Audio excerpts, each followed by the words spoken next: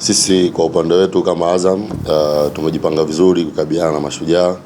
Najua Mashujaa miongoni mwa timu nzuri, ni timu ambayo ina wachezaji wengi ambao wana uzoefu katika ligi yetu, lakini pia wana wachezaji ambao wana uzoefu, wengi wamecheza timu kubwa. Lakini kitu kingine ni wana mwalimu ambaye ana uzoefu. Ukiangalia katika ukanda wetu wa Afrika Mashariki, miongoni mwa mwalimu senior Jamhuri Kweli Julio. Kwa hiyo ni timu ambayo ina ushindani mzuri, lakini pia ukizingatia tumeshacheza nao takriban mechi mbili. Tumecheza nao kwenye FA, tumecheza nao kwenye ligi. Kwa hiyo hii ni mechi nyingine, tunajua tunaenda kukabiliana na mshindano aina gani, lakini sisi kama timu tumejipanga vizuri, na kitu kizuri tumekuwa na matokeo mazuri ya kushinda, kwa maana nyumbani na ugenini.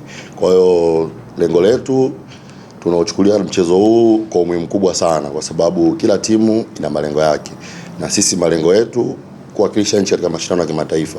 Kwa hiyo mechi yetu ya kesho sisi tunachukulia ni kama ni mechi ya finali, lakini ni mechi ambayo yenye umuhimu mkubwa sana kupata matokeo nyumbani, ukizingatia tumetoka kushinda ugenini na tunajua mashabiki wetu wametumisi kwa muda mrefu. Kwa hiyo imani yangu kesho watajitokeza kwa wingi, na tunaomba jitokeze kwa wingi, waje kutupa support katika mchezo wetu wa nyumbani, na tunaahidi tutakwenda kufanya vizuri.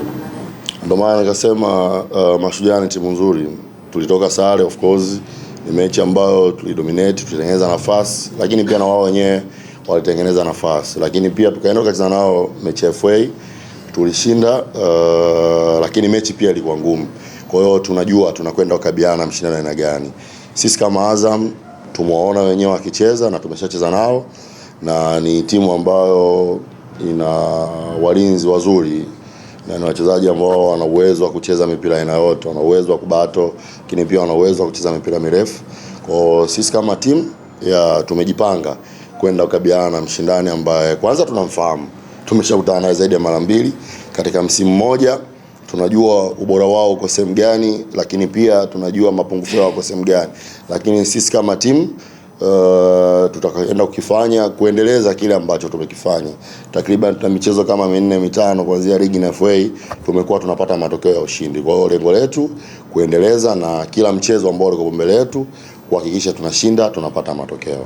Ni wajibu wetu sisi kama walimu kufanyia kazi hizo department zote. Kwa hiyo of course kama unachokisema, tumekuwa na uimara sana katika safu yetu ya ulinzi, lakini pia hata safu yetu ya kiungo.